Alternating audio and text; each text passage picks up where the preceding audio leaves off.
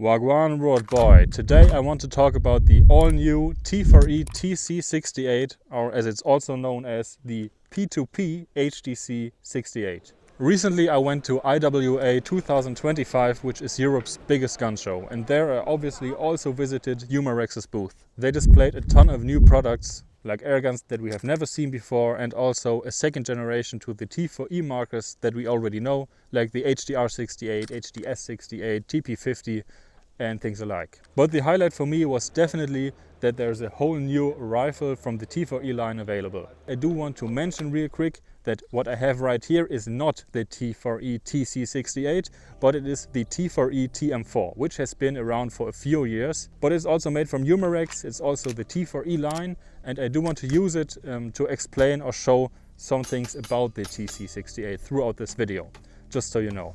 Before we go further into the details of the TC68 or HDC68, I do want to clear the confusion around its name. So this magazine right here was handed out at Umarex's booth at IWA, and in here there are all the new products. As you can see, this is the airgun that we are talking about. It's the orange version and it's called the P2P HDC68, which stands for Prepared to Protect Home Defense Carbine Caliber 68.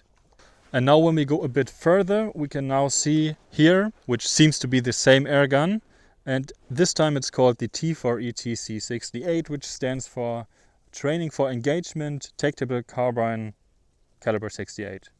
The descriptions for both these airguns are exactly the same. The only difference is the name, obviously, the fact that this one is black and this one is orange. They also advertise a new kind of ammunition and caliber 68, which is intended to be used with the T4E TC68 or HDC68, but it will also definitely work with other airguns in caliber 68. So on one side we do have the P2P core chalk balls, which are your usual chalk balls, but this time with the steel core in the middle. Pretty interesting, I think. And then on the other side we do have the P2P core pepper balls. These are also your usual pepper balls, but this time also with the steel core inside of it. So it should have a lot more punch. Maybe this could be a reason for me to revisit the pepper balls and do another test with them. And I think my brother will be quite happy when he hears that he can shoot me again with one of my airguns. So to put a ribbon on it, the HDC68 and the TC68 are essentially the same thing. Only little difference is maybe the color and its name. And I think they did give it different names just to point out that they are different purposes that this can be used for. So just so you know, I will only use the name TC68 in this video, but whatever I say about the TC68 also counts for the HDC68, since it's basically the same thing. Let's first talk about what powers the airgun. Obviously it's an airgun, so it's powered by air, right? But there are different ways of getting air into the system here. So on the TC68 you can take off the stock, and this is where your air tanks go. And you do have different options available here. The first option is an 88 gram CO2 cartridge, which you can just thread onto your rifle. With an 88 gram CO2 cartridge you should be able to do a lot of shots before that gets empty. But what if you don't need that much? As most of you know, it's not advised to leave a punctured CO2 cartridge on your rifle because of all the pressure that presses on all the valves and shit like that. In that case, Umarex also has you covered, because there will be an adapter available which you can just screw onto your airgun, and this adapter holds two 12 gram CO2 cartridges. Therefore a lot less air is available, meaning less shots, but the pressure is the same, so the power is also the same. A great feature that is only unlocked with the 2x12 gram CO2 cartridge adapter is that when you put it on here and you put the stock back on it, there will be a button that goes out at the end, and this acts as your usual quick pierce button. And that way you could have your CO2 cartridges on here already ready to go but not punctured, and when you actually need it you just hit that button, which also goes here on your shoulder, so maybe you could even just hit your shoulder or something like that, and then you're ready to go. So again, the quick piercing function will only be available with the adapter that I was just talking about. So we do have the option of one 88 gram CO2 cartridge available, also the adapter with two 12 gram CO2 cartridges, and then the third option third option is an HPA tank. This can be your usual 200 milliliter HPA tank that you already own because of paintball or for whatever reason. And these HPA tanks have their advantages. For example, they are much more consistent, and also they are not as much influenced by the temperature, just to name a few. So since we already started at the back of the airgun, we will move up from here, and the next thing that we encounter is right here where the stock attaches to the body itself.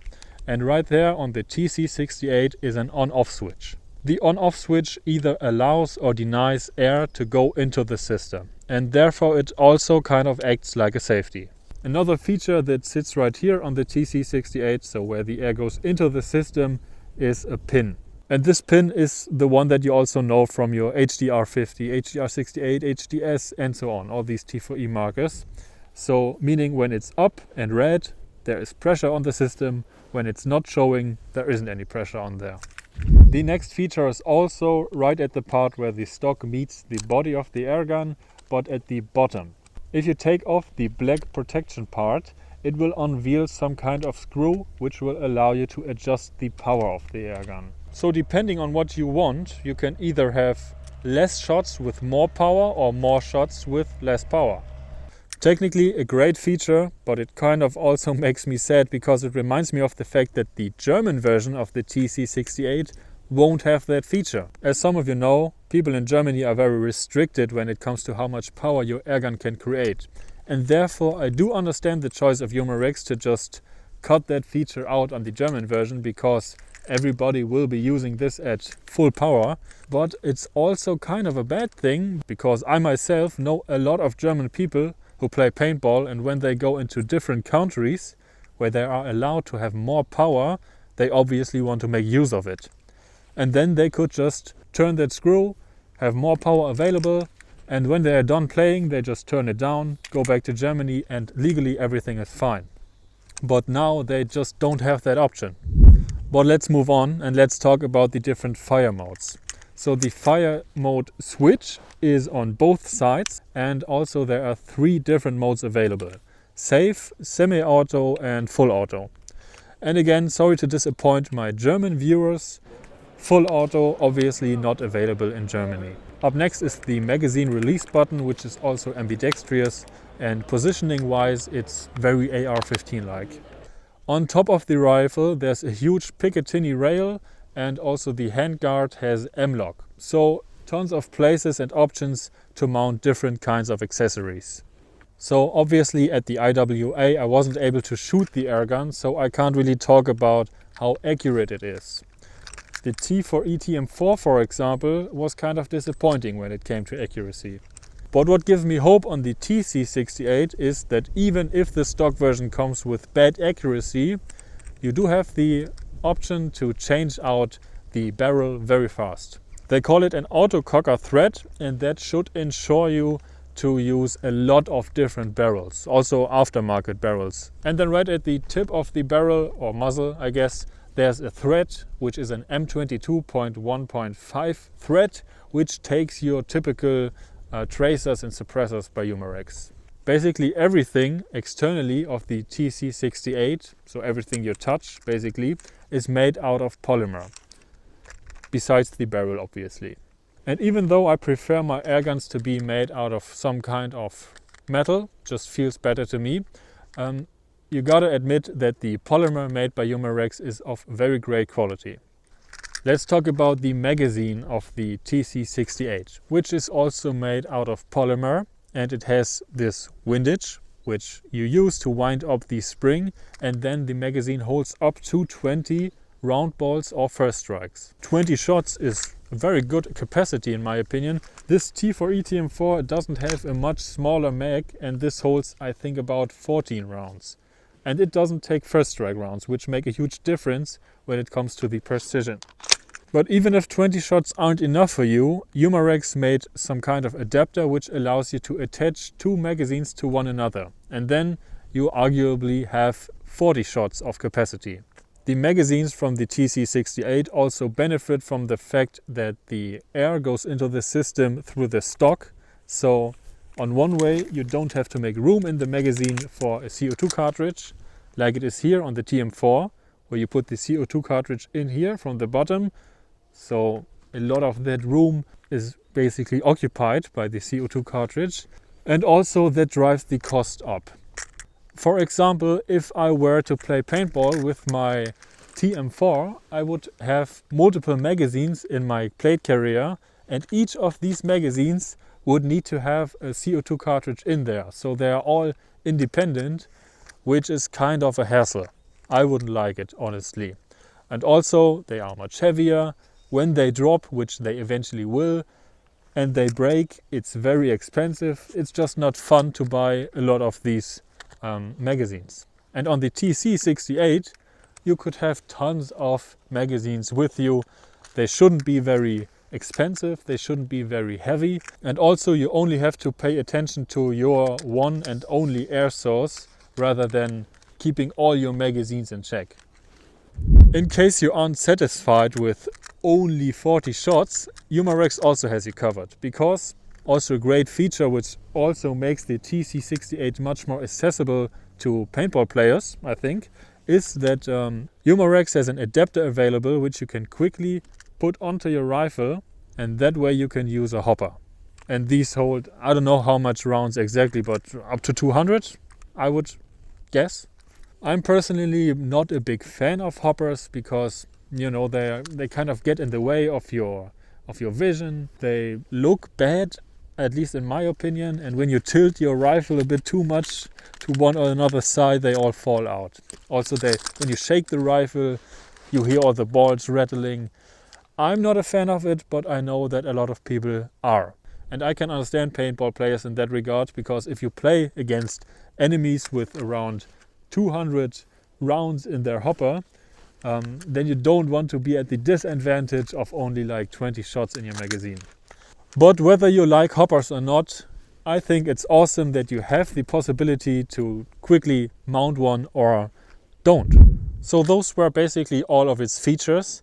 Now I want to talk about a few more thoughts that I have on the TC68. The TC68 definitely falls more into the category of more functionally based airguns.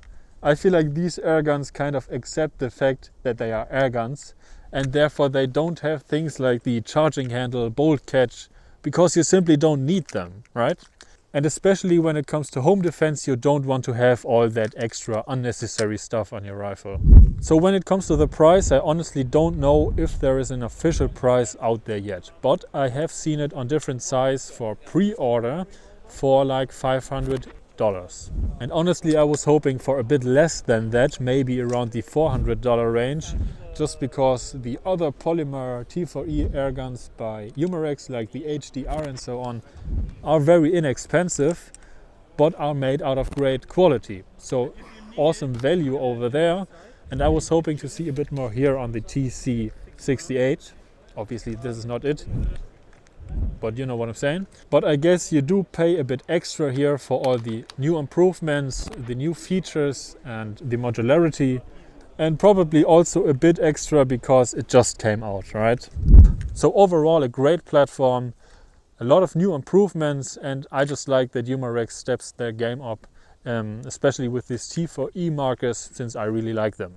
Now, one thing I would like to ask you guys is if you would want to see a video about this airgun on my channel. Or in other words, should I buy one of these?